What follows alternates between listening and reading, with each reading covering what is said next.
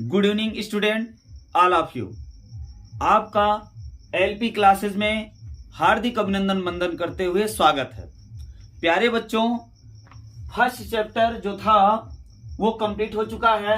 दूसरा वाला चैप्टर जो था वो बहुपद है। बहुपद सिलेबस में यूपी बोर्ड में नहीं है। तो यहां से अब तीसरा चैप्टर की बात आती है। अध्याय 3 में है क्या? दो चर वाले रैखिक समीकरण युग्म। युग्म मतलब जोड़ा। तो दो चर वाले रैखिक समीकरण युग्म में आप देखेंगे इसमें क्या क्या कैसे कैसे क्या चीज पूछा जा सकता है। सर्वप्रथम दो चर वाले, दो चर का मतलब क्या? एक्स वाई होगा, पी क्यू होगा, इस टाइप से प्रश्न होंगे। इसका मतलब दो चर। दो चर का मतलब है जैसे ऐसे समीकरण दे दिया, ये देखो 2x minus 3y is equal to कितना है? 8 है। यहाँ 4x minus 6y is equal to 9 है। तो ये दो चर वाले, ये देखो x और y यूज हुआ है, तो ये दो चर वाले समीकरण बोले जाते हैं। अब इसमें पूछता क्या है, क्या क्या कंडीशन बनती है। समय कम है इसलिए हम बहुत सारे प्रश्न ना करा के सिर्फ मोस्ट इंपॉर्टेंट प्रश्न और तथ्य पे जाते हैं। जैसे देखिए, तो ये क्या है, जैसे जब रेखाएं, समझने का प्रयास करो बच्चों। जब रेखाएं प्रतिच्छेद करती, जब रेखाएं प्रतिच्छेद का मतलब है एक रेखा दूसरी रेखा को विभाजित करे, काटे, प्रतिच्छेद करे, काटे। तो इसका मतलब जब रेखाएं प्रतिच्छेद करती, तो इसका फिगर ये बना दिया कि ये रेखाएं एक दूसरे से प्रतिच्छेद कर रही हैं। तब कंडीशन क्या बनेगा? ये जो है ये A1 है और ये B1 है और C1 की बारी आती है, तो इधर पक्षांतर कर लीजिए। हमेशा C को पक्षांतर करके बात करेंगे हम। तो उधर माइनस +8 था, इधर आया तो -8 हो गया। यही हाल इसमें बराबर 0 कर लेंगे, ये बन जाएगा। तो ये बराबर क्या होना चाहिए? 0 होना चाहिए। तो इसका मतलब ये है कि ये A1 का काम करेगा, ये A1 का काम ये करेगा और B1 का काम ये और C1 का काम ये। इसके बाद A2, B2 और ये C2 का काम करेगा। तो कुल मिला के क्या है, जब रेखाएं प्रतिच्छेद करती हैं, प्रतिच्छेद का मतलब एक दूसरे को काटती हैं। जब काटेंगी तो क्या कंडीशन बनेगा? जो A1 अपान A2, A1 यहां से A2 यहां से, A1 upon A2 not equal to B1 upon B2। इसका मतलब क्या हुआ कि ये अद्वितीय हल होगा। जब रेखाएं प्रतिच्छेद करती हैं और तो अद्वितीय हल होता है। तो अद्वितीय हल का मतलब है कि अद्वितीय का मतलब कोई दूसरा नहीं, केवल और केवल एक हल के लिए, या कह दीजिए केवल एक हल के लिए। जब ये हल हो गया तो इसका मतलब A1 upon A2 not equal to B1 upon B2। अगर ये कंडीशन बनेगी तो इसका मतलब अद्वितीय हल होगा। जब हल हो गया तो संगत हो गया।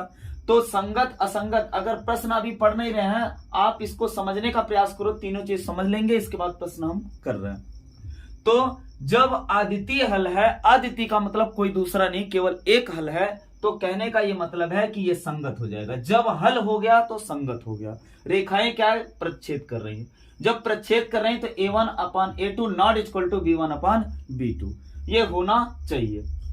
जब रेखाएं समांतर हो, समांतर का मतलब ये रेखाएं समांतर हैं, तो अब बताओ ये रेखाएं एक दूसरे को कहीं काट नहीं रही हैं, तो इसका मतलब है कि इसका हल नहीं होगा। समझने का प्रयास करो, इसका कोई हल नहीं होगा। ये रेखाएं जहां पर काटती हैं, इन दोनों समीकरण का यही हल पॉइंट माना जाता है। तो ये रेखाएं एक दूसरे को कभी काट ही नहीं रहे हैं, तो इसका मतलब है कि ये रेखाएं जब समांतर हैं तो इसका कोई हल नहीं होगा। इसकी कंडीशन क्या बनती है? कोई हल नहीं के लिए कंडीशन बनती है A1 upon A2 is equal to B1 upon B2 not is equal to C1 upon C2। तो इसका मतलब not equal to C1 upon C2 है तो कोई हल नहीं है। अगर समीकरण ये दे दिया, कह रहा है कोई हल नहीं है, तो A1 और A2, B1 और B2 में किसी दो चीज का, इसमें कितने हैं? A1, A2, B1, B2, चार चीजें, चार चीजों में तीन चीज देकर चौथी चीज पूछी जा सकती है आपसे। तो ये क्या है? जब कोई हल नहीं है तो ये क्या हो जाएगा भाई? जब कोई हल नहीं है, कोई हल ही नहीं है, तो संगत क्या? संगत। तो असंगत। अगर पूछा जाएगा समीकरण संगत है कि असंगत, तो क्या कह देंगे भाई? असंगत। अब ये क्या था? अदिति, अदिति का मतलब कोई दूसरा नहीं, एक हल, केवल और केवल एक हल, इसका मतलब ये संगत हो जाएगा। हल है तो संगत, हल नहीं है तो असंगत। आइए, जब रेखाएं संपाती, संपाती का मतलब एक रेखा दूसरी रेखा पर ओवरलैप करे, ओवरलैप करे, इसका मतलब इसे हम कहते हैं संपाती रेखा। जैसे एक रेखा ये है, इसी रेखा पर पूरा पूरा हो जाए, चढ़ जाए, दूसरी रेखा या इससे छोटी ही रहे लेकिन इसी पर रहे, इसी को कहते हैं क्या, संपाती रेखा। जैसे ए बी रेखा है, इस पे सी डी रेखा उभयनिष्ठ है, उसी पर उभयनिष्ठ सॉरी उसी पर क्या है, ओवरलैप है। तो चाहे ओवरलैपिंग छोटी हो चाहे बड़ी हो, ये ध्यान देना, वैसे तो पूरा होना चाहिए। इसका मतलब है यहां पर डी बना दें और यहां पर क्या बना दें, सी बना दें। यहां पर क्या बना दें बच्चों, सी बना दें। इसका मतलब है ए बी भी इसी पर है और सी डी भी इसी पर है, ये ओवरलैप कर गया। ओवरलैप कर गया का मतलब यह है कि ये प्रत्येक बिंदु पर जहां जहां मिल रहे हैं वहां इसका हल होगा। दो रेखाएं, दोनों का समीकरण दिया, तो इसका मतलब है कि ये एक दूसरे को बहुत सारे बिंदु पर मिल रही हैं, तो इसी को कहते हैं अनेक हल होगा। अनेक हल होगा, अनेक हल हो गया तो इसके लिए कंडीशन क्या होगी, A1 upon A2 equal to B1 upon B2 equal to C1 upon C2। जब अनेक हल हो गया, हल हो गया, तो इसका मतलब है क्या है, संगत है। तो अगर इसमें 3-4 प्रश्न बन सकते हैं। कैसे, नंबर 1 क्वेश्चन क्या बताएगा, कहेगा कि ये रेखाएं यदि प्रच्छेद कर रही हैं तो बताइए संगत होगा कि असंगत होगा। और पूछ सकता है केवल एक हल या अद्वितीय हल, तो ये भी पूछ सकता है। तो अगर रेखाएं प्रच्छेद कर रही हैं तो अद्वितीय या केवल एक हल, तो हल हुआ तो संगत हो गया। तो संगत असंगत भी बता सकते हैं। और अद्वितीय हल होगा कि क्या होगा, कोई हल नहीं होगा कि अनेक हल। अनेक हल का मतलब अनंत हल, ध्यान दीजिएगा, ये अनंत हल होंगे। अनेक हल का मतलब अनंत हल होंगे। अब देखिए प्रश्न कैसे बनता है, ये देखो पहला प्रश्न, अनुपातों A1 अपान A2 कामा B1 अपान B2 तथा C1 अपान C2 की तुलना करके ज्ञात कीजिए कि निम्न रैखिक समीकरणों के युग्म, युग्म मतलब जोड़ा, ये देखो दो चीज दिया है, दो समीकरण दिया है, युग्म संगत है या असंगत है। तो इसका जवाब संगत असंगत का मतलब ये दो संगत मिल रहे हैं, ये एक संगत ये है और एक संगत ये है, ये क्या है, असंगत है। तो इसका मतलब A1 और A2, B1 और B2, C1 और C2 का अनुपात पहले देखा जाए क्या आ रहा है। जिस हिसाब से आएगा उसी हिसाब से हम कह देंगे संगत है कि असंगत है।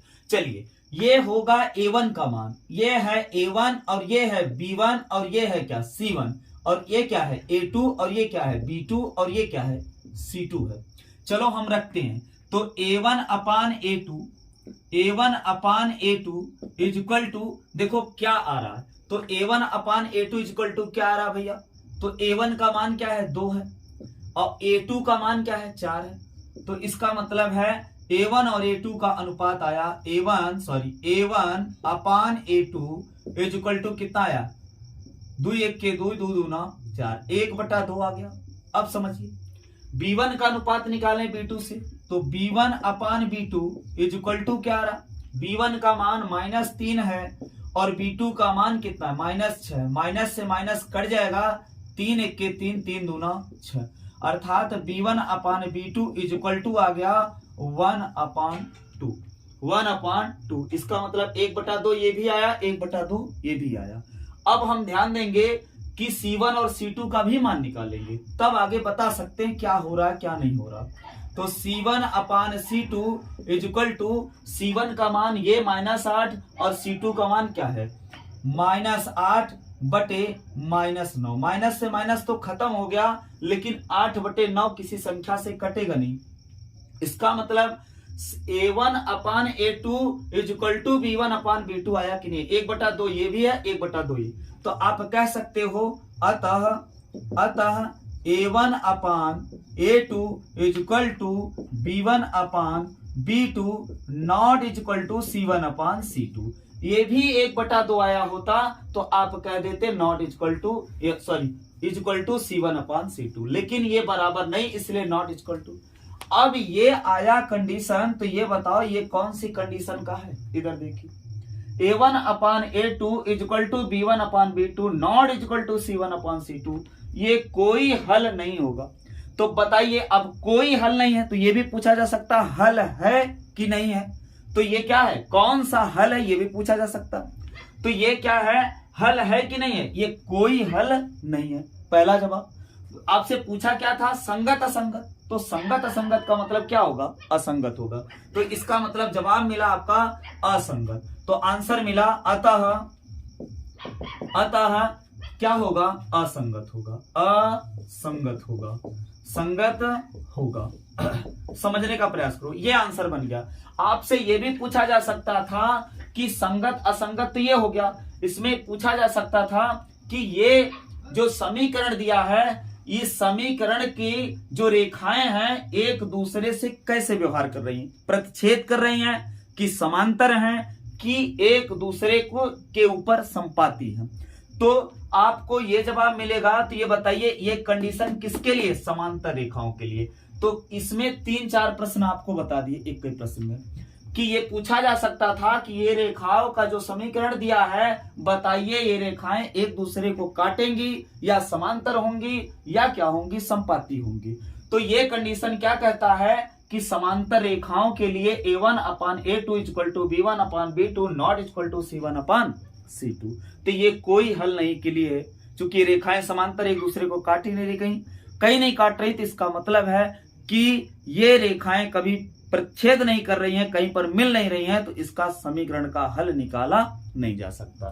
तो प्यारे बच्चों, बात समझ में आ गई होगी। कम से कम 10 प्रश्न हो चुके हैं इसमें। नियम सही होने चाहिए, ये कंठस्थ होना चाहिए सिस्टम, इसके बाद कोई दिक्कत नहीं है। तो आइए अब देखिए, कह रहा है के किस मान के लिए, प्रश्न संख्या 2 है, पहला हो गया। कह रहा के किस मान के लिए रैखिक समीकरण युग्म kx plus y equal to k square तथा x plus k y equal to 1 के अनंत अनेक हल होंगे, 1 के अनंत अनेक हल होंगे। समझने का प्रयास करो। के का मान आपसे फाइंड आउट करने के लिए बोल रहा है, के का मान निकालने के लिए बोल रहा है और कह रहा है कि अनंत अनेक हल होंगे। अब यहां पर चले आइए, अनंत अनेक हल के लिए क्या है भाई, ये देखो, अनेक हल होगा, अनंत अनेक हल होगा, इसका मतलब है रेखाएं क्या है, संपाती है। तो ये संपाती के लिए कंडीशन क्या होती है, A1/A2 equal to B1/B2 equal to C1/C2। ये अनंत अनेक हल, अनेक हल कहो चाहे अनंत अनंत कहो, अनंत अनेक एक ही है। तो ये हल, इसके लिए A1/A2 B1/B2 equal to C1/C2 रख देंगे और के का मान निकल जाएगा। लेकिन इसमें सावधानी क्या है बच्चों, सबसे ज्यादा सावधानी यही है कि यहीं पर गलती करोगे आप। इसको मान लोगे ये क्या है, A1 है, और ये क्या है, B1 है, इसको मान लोगे C1। जैसे ही C1 मानोगे वैसे ही गलत कर बैठोगे। ध्यान देना, इसमें सावधानी क्या है कि बराबर के उस तरफ है तो अंदर बुला लो उसको, यानी बराबर 0 होना चाहिए। बराबर 0 का मतलब तभी तो समीकरण होता है। समीकरण और बहुपद में बस इतना ही अंतर होता है, वो बराबर 0 हो जाए, जो समीकरण बराबर 0 हो जाए तो वो क्या कहलाएगा, वो प्यारे बच्चों कहलाएगा क्या, समीकरण कहलाएगा। अगर बराबर 0 नहीं तो बहुपद, बहुपद कटा है, वो पढ़ा नहीं रहे आपको। तो अब देखिए, अब C1 का मान आप रख सकते हैं, क्या आ गया, उधर प्लस था तो इधर आया तो क्या हो गया, माइनस के स्क्वायर। तो अब देखिए, ये C1 A1 B1 और C1 हो गया। इसी हिसाब से A2 ये हो जाएगा, B2 ये हो जाएगा, और C1 का मान देखो, C2 का मान इधर बुला लो, अंदर बुलाओगे तो माइनस हो जाएगा, बराबर क्या है 0। इसका मतलब ये हो जाएगा C2। आइए कंडीशन रखते हैं, अनंत अनेक हल के लिए कंडीशन क्या है, ये देखो प्रश्न पूछा क्या, अनंत अनेक हल है तो के का मान ज्ञात कीजिए। तो चलो कंडीशन क्या होती है अनंत अनेक हल के लिए, A1/A2 equal to B1/B2 equal to C1/C2। समझने का प्रयास करो। A1 का मान के है, A1 का मान क्या है, x के गुणांक, और B1 का मान y का गुणांक, तो ये क्या है, k है A1 का, और A2 का मान क्या है, यक्स है अकेला, तो इसके किसी के गुणांक में एक हमेशा छिपा हुआ होता है, तो ये एक आ गया। इसके बाद B1 का मान कितना है, यहां भी देखो एक इसके गुणांक में छिपा है, कुछ नहीं लिखा तो समझ लीजिए एक क्या है इसके गुणांक में छिपा हुआ, तो ये आ गया B1। अब B2 की बारी आई, B2 बराबर K दिख रहा है, K रख दिया गया इक्वल टू C1 की वैल्यू क्या है, K स्क्वायर है लेकिन माइनस का K स्क्वायर अपान C2 की वैल्यू क्या है, -1 है, माइनस से माइनस क्या कर दीजिए, कैंसिल आउट कर दीजिए। अब जब कभी ऐसे समीकरण ऐसे हो और ये तीनों चीज बराबर है, तो आप एक बार इसको ऐसे बराबर कर सकते हैं, एक बार इसको ऐसे बराबर कर सकते हैं। तो समझने का प्रयास करिए आप लोग, क्या करना है बच्चों, ये क्या है, ये K स्क्वायर है और इधर क्या है K अपान K है, तो एक बार जब इसको बराबर कर रहे हैं तो क्या आ रहा है, K का मान निकालना है आपको कुल मिला के बस, तो K का मान निकालना है। एक बार इसको भी बराबर कर सकते हैं, उसमें दिक्कत नहीं, जब सभी बराबर हैं तो इसको भी बराबर कर सकते हैं, यही से उत्तर दिख रहा है आपको। तो क्या है K upon 1 equal to 1 upon K, जब इसको बराबर कर रहे हैं इसको भी बराबर कर सकते हैं, उसमें दिक्कत नहीं। तो देखिए आपके पास क्या रहा, तो क्या आएगा बताइए, क्रॉस मल्टीप्लाई करेंगे तो क्या आ जाएगा, K स्क्वायर बराबर आ जाएगा 1 गुणे 1, 1 1 का 1। अब बताइए K स्क्वायर, तो K स्क्वायर का मतलब क्या हुआ, K बराबर हो जाएगा अंडर रूट के अंदर 1, अंडर रूट के अंदर 1 आ गया। अब समझिए रूट से जो बाहर वैल्यू निकलती है तो प्लस माइनस में निकलती है, तो ये +-1 आ जाएगा, यही क्या हो जाएगा, K का मान हो जाएगा +-1। देखिए बच्चों इसके बाद 2 प्रश्न हो गए, तीसरा प्रश्न क्या कह रहा है, तीसरा प्रश्न है, एक आयताकार बाग जिसकी लंबाई चौड़ाई से 4 मीटर अधिक है, यानी आयताकार बाग है, बाग की लंबाई चौड़ाई से 4 मीटर अधिक है, का अर्ध परिमाप 36 मीटर है, तो बाग की बीमाएं ज्ञात कीजिए। बाग की बीमाओं का मतलब क्या है, लंबाई और चौड़ाई ज्ञात करना है, तो लंबाई को L से और चौड़ाई को B से डिनोट करते हैं, तो ये ध्यान देंगे, ये क्या है B है और ये क्या है L है। ये आयताकार बाग है, तो बाग में आप देखिए हम मान लेंगे, माना यहां से देखिए, माना लंबाई को हमने मान लिया क्या, लंबाई को x मान लिया, लंबाई को क्या माना बच्चों, x मान लिया, तथा चौड़ाई यानी b का मान हमने मान लिया क्या है, y है, क्या है, y है। तो अब देखिए दो चर वाले रैखिक समीकरण में इसको बदल रहे हैं हम, कैसे करेंगे, एक आयताकार बाग है जिसकी लंबाई चौड़ाई से 4 मीटर अधिक है, इसका मतलब क्या हुआ कि ये लंबाई बराबर हमने मान लिया क्या, x है, और चौड़ाई बराबर हमने क्या मान लिया, y है। तो अब बताइए जो कहा है प्रश्न के अनुसार, प्रश्नानुसार क्या कहा है, बाग की लंबाई अर्थात लंबाई का मतलब x बराबर चौड़ाई से 4 मीटर अधिक है, चौड़ाई इसका मतलब हम रख सकते हैं चौड़ाई धन 4, तो भाई बाग की लंबाई चौड़ाई से 4 अधिक है, तो चौड़ाई कितना माने हो आप, चौड़ाई माने हो क्या, b का मान कितना है, y, तो इसका मतलब है आप रख सकते हैं x बराबर y + 4, तो y को इधर अगर बुलाएंगे तो ये बताओ क्या बन गया, ax - y बराबर 4, ये बन गया समीकरण नंबर 1, ये बन गया बच्चों समीकरण नंबर 1। अब आगे कह रहा है कि इसी का जो आयताकार बाग है इसका अर्ध परिमाप 36 मीटर। अब अर्ध परिमाप का मतलब, परि मतलब चारों और माप मतलब उसकी माप, तो इसका मतलब है आयताकार, आयत की क्वालिटी क्या होती है, आमने सामने की भुजा क्या होती है, बराबर होती है, विकर्ण भी इसके क्या होते हैं, बराबर होते हैं, और प्रत्येक कोण 90 डिग्री पर काटते हैं, तो इसका मतलब ये L है तो ये भी L है, ये B है तो ये भी क्या है, B है।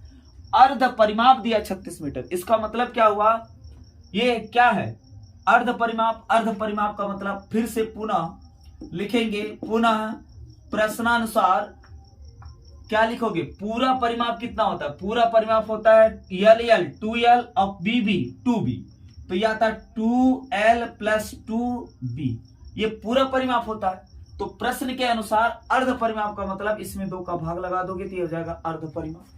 तो अर्ध परिमाप बराबर हो जाएगा कितना, 36, ये प्रश्न के अनुसार।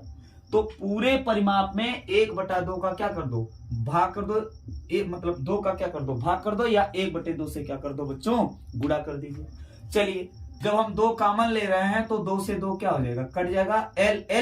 l प्लस क्या है, b अपान क्या है 2 बराबर क्या है 36। तो 2 से 2 कट गया। बताइए l का मान क्या माने हो, x माने हो, और b का मान माने क्या बेटा, y माने। इसका मतलब हम l और b का मान रख दें, तो लंबाई आप x मान के रखे हो और चौड़ाई आप b का मान क्या माने हो, y। इसका मतलब ये आ गया 36। तो ये आ गया समीकरण नंबर 2, ये आ गया क्या, समीकरण नंबर 2। बात समझिए बच्चों, ये x माइनस वाई बराबर 4 है, ये x प्लस वाई बराबर क्या है 36 है। तो आपको चाहिए क्या मान, लंबाई और चौड़ाई का मान चाहिए, यानी x और y का मान चाहिए। तो आप दोनों समीकरण को क्या करिए, जोड़ दीजिए। क्या करिए बच्चों, जोड़ दीजिए। तो x माइनस वाई है और ये क्या है, x प्लस क्या है y, ये बराबर क्या है 4 है, और ये बराबर क्या है बच्चों 36 है। क्या करिए आप जोड़ दीजिए। जब जोड़ेंगे तो ये प्लस माइनस क्या हो जाएगा, कट जाएगा। x में x जोड़ोगे, एक x में एक x जोड़ो 2x बराबर 36 में 4 जोड़ो, 36 4 40, तो 2 से कट जाएगा 20 आ गया। इसका मतलब x का मान 20 आ गया। अब ये x का मान 20 आया, इसी x के मान को समीकरण किसी में रख दो, इस समीकरण दोनों में से किसी एक में रख दो तो उसका भी मान निकल जाएगा। ये अब इसको मिटा दे रहे हैं हम, ध्यान देंगे आप। इसके बाद हम ये समीकरण को, जो x का मान आया समीकरण में रखने पर, तो x का मान ये समीकरण इसी में रख दे रहे हैं हम। तो x का मान कितना है, प्लस वाले में रखो तो पक्षांतर करने पर माइनस नहीं करना पड़ेगा।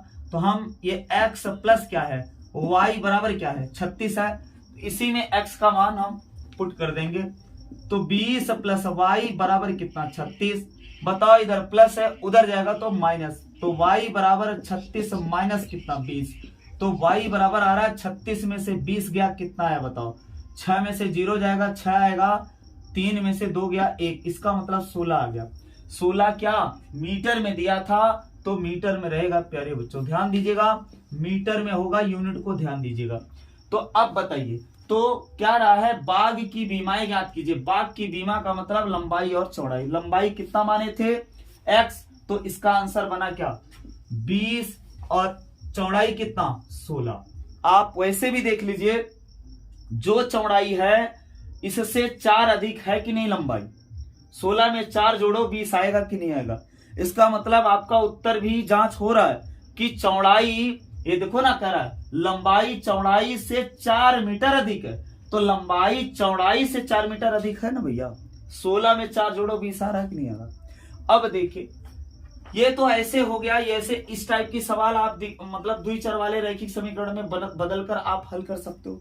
अब देखिए आगे क्या करा, समीकरण x minus y is equal to 2 एवं x plus y is equal to 2 का हल होगा।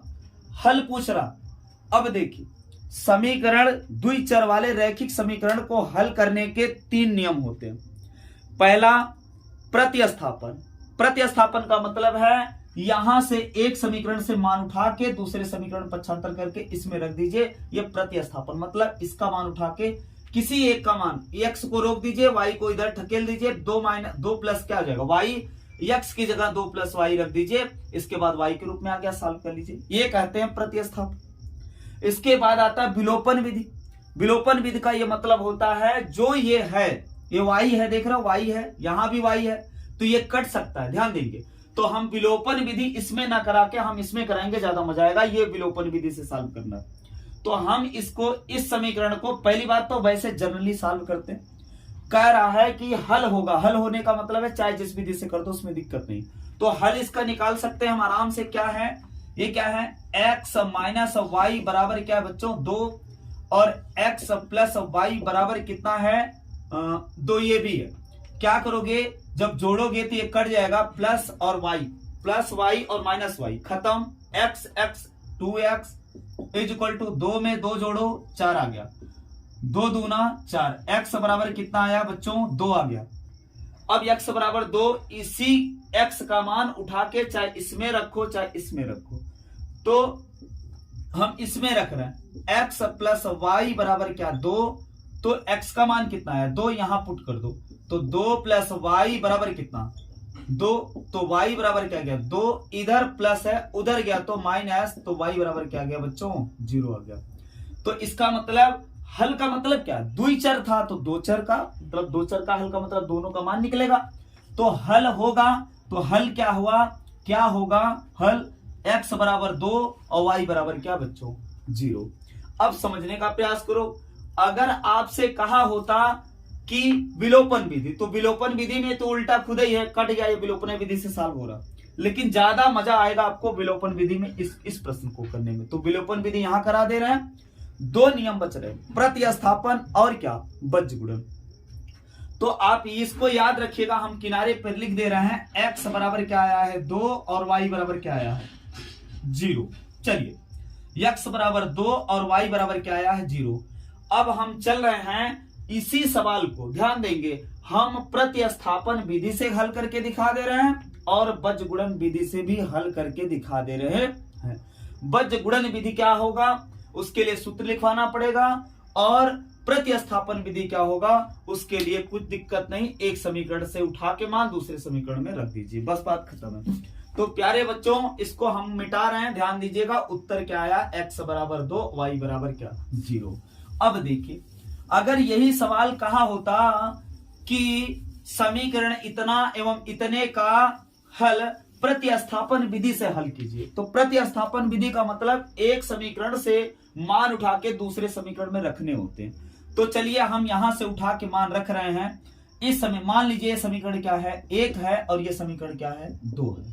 समझने का प्रयास करो बच्चों, कुछ है नहीं यार, बहुत बड़ा इशू नहीं, x को हम रोक रहे हैं, y को उधर ढकेल रहे हैं, तो भैया बराबर के इधर से उधर जाता है तो चिन्ह बदल जाता है, तो माइनस वाई है तो क्या हो जाएगा प्लस वाई। इसका मतलब है x बराबर आप लिख सकते हैं क्या 2 प्लस वाई। अब इसी का मान उठा के इसमें रख दीजिए, इस x का मान उठा के इसमें रख दीजिए, तो x बराबर क्या है 2 प्लस क्या है y, और ये भी y है, तो बराबर क्या है 2। अब बताइए y और y कितना आ गया 2y, और ये क्या है 2, अब बराबर क्या है भैया 2। समझने का प्रयास करो, ये क्या है +2 है, इधर से जब उधर जाएगा तो -2 हो जाएगा, तो बताइए ये 2 था, ये 2 प्लस है, उधर गया तो -2 हो गया, तो बताइए 2y बराबर कितना आ गया बच्चों, 2 में से 2 निकालोगे 0 आएगा। देखिएगा y बराबर 0/2, समझने का प्रयास करो, यहां पर बच्चे कंफ्यूजन हो जाते हैं, कभी कभी इनफाइनाइट अनंत कह देते हैं, कभी कभी 0 कहते हैं। आज के बाद कभी भी कंफ्यूजन नहीं होना चाहिए। अगर अंडा ऊपर रखे हो तो बताओ फूटेगा, नहीं फूटेगा, इसका मतलब है 0 ऊपर है, अंडा ऊपर है तो अंडा ही रहेगा, इसका मतलब 0 है तो 0, तो y का मान 0 आ गया। कभी कंडीशन, कभी भी ध्यान दीजिएगा, कभी भी कंडीशन 1 से भी अगर 0 दबा तो समझ लीजिए अंडा है, अंडा किसी से दबेगा तो भैया फूट जाएगा, इसका मतलब क्या हुआ इनफाइनाइट आ जाएगा। चाहे 1 से दबेगा, चाहे y से दबेगा, चाहे x से दबेगा, चाहे 1000 से दबेगा, चाहे 1 लाख से दबेगा। ध्यान दीजिएगा, जब भी कभी नीचे 0 आता है तो इनफाइनाइट वैल्यू आती है, अनंत आता है। अगर ऊपर 0 है तो इसका मतलब है रिजल्ट इसका क्या बना 0 बना, अगर अंडा रख दोगे तो अंडा पड़ा रहेगा भाई। तो क्लियर हो गया होगा यहां से कॉन्सेप्ट, इसका मतलब y। अब देखिए y का मान देखो, उस समीकरण को हल किए थे तो y का मान क्या आया था बच्चों 0 आया था, इस नियम से भी आया 0। अब देखिए, तो अब इसी y का मान 0 हम किसी भी समीकरण में रख दें, इसमें रख दें, जब इसमें रख देंगे प्यारे बच्चों तो बताओ x का मान क्या नजर आ रहा, 2 में y जोड़ो, किसी संख्या में 0 जोड़ोगे y का मान क्या 0, 0 पुट करो तो x की वैल्यू y क्या बेटा 2 आ गया। इसका मतलब क्या हुआ x का मान 2 आ गया कि नहीं आ गया। तो ये देखो प्रतिस्थापन विधि, यही x बराबर 2 आया था कि नहीं आया था, तो उस विधि से भी आया, प्रतिस्थापन से भी ये आ गया। अब हम आपको इसी समीकरण को अगर कहता कि बज्र गुणन विधि से हल कीजिए तो आपको विश्वास भी हो जाएगा, उससे भी करा दे रहा हूं। तो बज्र गुणन विधि से हल करने का मतलब यह है कि आपको सूत्र लिखना पड़ेगा। तो आइए हम बज्र गुणन विधि से भी हल करा देते हैं। जिसको शार्ट स्क्रीन लेना हो ले सकता है, वीडियो को ब्रेक करके अपना शार्ट स्क्रीन लेते रहिए, उसमें दिक्कत नहीं है। चलो बच्चों आगे बढ़ते हैं, हम बज्र गुणन विधि से करा देते हैं। ये चैप्टर लंबा है, ध्यान दीजिएगा, बोर्ड एग्जाम बहुत सामने है, 6 दिन 7 दिन का मौका है, हम पूरा करा सकते हैं। पूरा कराने का मतलब यह है कि थोड़ा बहुत तो भाई छोड़ना पड़ेगा ही। पूरा मोस्ट इंपॉर्टेंट चलेंगे हम। x बराबर क्या आया था बच्चों 2, इसको रखिए अभी। y बराबर क्या 0, ध्यान दीजिएगा ये आना चाहिए। चलो बज्र गुणन विधि से अगर हम सवाल सॉल्व कर रहे हैं तो पहली बात तो सूत्र आना चाहिए। तो बज्र गुणन विधि में ध्यान दीजिएगा, आप ये 3 अक्षर लिख लो। क्या 3 अक्षर? 3 अक्षर का मतलब है कि आप A1 B1 C1 मानते थे, इसका मतलब क्या हुआ कि A B C 3 अक्षर मानेंगे इस गोले पर। तो चलो गोले ये वृत्त पर तो क्या है, मान लिया हमने A है और क्या है B है और ये क्या है C है। आपको एंटी क्लॉकवाइज चलना है, आपको चलना एंटी क्लॉकवाइज है। ध्यान दीजिएगा, A के बाद B, B के बाद C, C के बाद फिर से A आ जाएगा। अब देखिए, हाँ ABCD A से स्टार्ट हो रही है, हम आपको स्टार्ट कर रहे हैं B से, सिर्फ और सिर्फ किससे? B से। ध्यान दीजिएगा बच्चों, हम यहां लिख रहे हैं x बटे ABCD A से स्टार्ट होती है, हमने कहा B से स्टार्ट करिए बच्चों। तो B से स्टार्ट करेंगे तो B के बाद क्या आएगा? C। इसका मतलब है हम लिख रहे हैं 2 बार BC माइनस BC।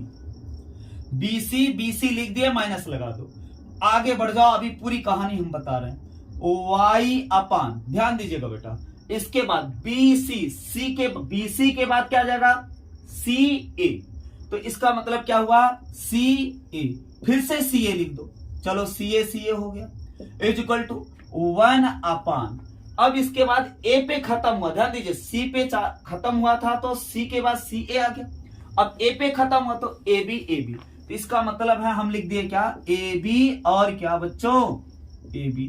अब ध्यान दीजिए आप लोग, इतना लिखने के बाद अब यहां पर लिखना होगा, आपको कोड लिखना होगा। कोड का मतलब है कि आप या डैश लगाइए, कई बुक में या टीचर्स, बहुत सारे टीचर्स बताते हैं आपको डैश लगा के, हम आपको अंक लगा के बता रहे हैं। A1 B1 C1 C2 और B1 B2 और C1 C2 और A1 A2 और B1 B2। चलिए, तो हम यहां क्या कर रहे हैं, हम लिख रहे हैं 12 और 21, 12 और 21। तो ध्यान दीजिएगा, आज 12 तारीख है और 21 तारीख को मैथ का पेपर है, तो 12-21 लिख रहे हैं। ध्यान दीजिएगा प्यारे बच्चों, 12-21 लिख रहे हैं। ये तो संजोग बस आ गया, 12-21, 12 तारीख आज है, 21 तारीख को आपका मैथ का पेपर है। तो हमने यही बताया वीडियो में, ध्यान दीजिएगा, कभी भूलेंगे भी नहीं। 12-21 लिख दिया, BC से स्टार्ट किया, BC, फिर क्या CA, फिर क्या AB। इसके बाद क्या 12-21 का मतलब क्या? ये B1 है और ये क्या है? C2 है। इसके बाद क्या है? B2 C1, फिर इसके बाद C1 A2, इसके बाद C2 A1 B2 A2 B1।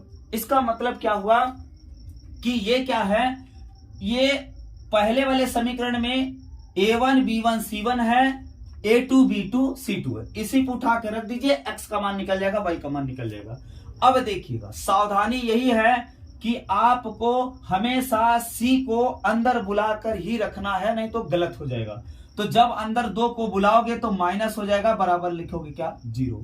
तो इसका मतलब है ये A1 है और ये क्या है? B1 है और ये क्या है? C1 है। सावधान रहिएगा, 2 को अंदर बुलाकर ही लिखिएगा, ध्यान दीजिएगा, नहीं तो गलत हो जाएगा। ये क्या है? A2 है, ये क्या है? B2 है और ये क्या है? C2। समीकरण 1 का A1 B1 C1, समीकरण 2 का A2 B2 और क्या है बच्चों? C2। तो चलिए यहां पर मान रखते हैं, तो बताइए x अपान, अब बताइए B1 का मान क्या है? -1 है, 1 यहां छिपा है -1, इसका मतलब -1 हो जाएगा, गुणे C2 की वैल्यू क्या है भाई? C2 यहां है, C2 का मान क्या है? -2 है, -2। ध्यान दीजिएगा, ये इतना आ गया। इसके बाद क्या है? यहां पर माइनस लगा। अब B2 का मान क्या है बच्चों? B2 का मान है +1 लिख दिया। C1 की वैल्यू क्या है भाई, C1 की वैल्यू, ये C1 की वैल्यू -2 है, ये -2 लिख दिए। आगे बढ़िए, अब क्या है y अपान C1 की वैल्यू क्या है -2 रखा। A2 की वैल्यू क्या है 1, A2 की वैल्यू 1 है, माइनस है सूत्र में माइनस रखा। C2 की वैल्यू क्या है -2 है, ध्यान देंगे -2 है, ये सूत्र में भी माइनस है, गुणे कहां पहुंचे थे ये C2 इंटू A1 का वैल्यू क्या है भाई, A1 की वैल्यू 1 दिख रही है तो 1 हो गया, बराबर 1 अपान A1 की वैल्यू क्या है 1 है, B2 की वैल्यू क्या है बच्चों 1 है, माइनस, यहां माइनस होगा ध्यान दीजिएगा, ये क्या है A2 का मान क्या है भाई 1 है, और B1 का मान क्या है -1 है, क्या है बच्चों -1 है। बस अब कैलकुलेशन कर लीजिए, आराम से आ जाएगा।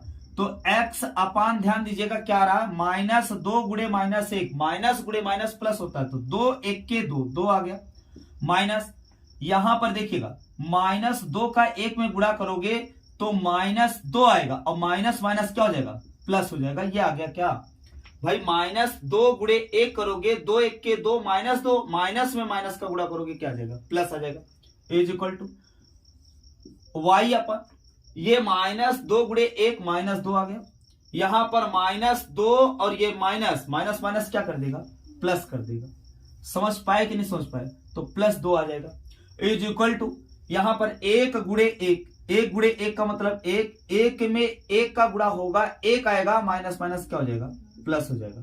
इतनी बात समझ पाए कि नहीं, माइनस का गुणा 1 में होगा, माइनस माइनस क्या हो जाएगा प्लस हो जाएगा। अब देखिए ओवरऑल क्या बना बच्चों, यहां बना है x अपान 2 और 2 जोड़ा कितना है भैया 4 आ गया, इज इक्वल टू y अपान यहां देखो -2 है, और ये क्या है -2 + 2, ये डिसमिस हो जाएंगे, खत्म हो जाएंगे, 0 हो गया, और ये क्या है 1 अपान 1 में 1 जोड़ो कितना आ जाएगा 2 आ जाएगा। समझिए जब 3 चीजें बराबर है तो एक बार इसको यहां से बराबर, एक बार इसको यहां से बराबर कर सकते हैं, तो ये आ गया x upon 4 is equal to 1/2, cross multiply होगा तो ये आ जाएगा 2x इज इक्वल टू 4 1 जा 4, 2 दूना 4, बताओ x का मान क्या नजर आ रहा है, x का मान 2 आ गया कि नहीं आ गया, तो x का मान 2 आया था कि नहीं आया था, ये बजगुणन विधि हो गया। इसके बाद x का मान ये आ गया, यहां से फिर से आप ले लेंगे तो y का मान आ जाएगा y upon 0 is equal to 1/2, cross multiply करो 2y इज इक्वल टू 0 1 जा 0, 0 में किसी संख्या का गुणा होता है बच्चों तो क्या आता है 0 आता है।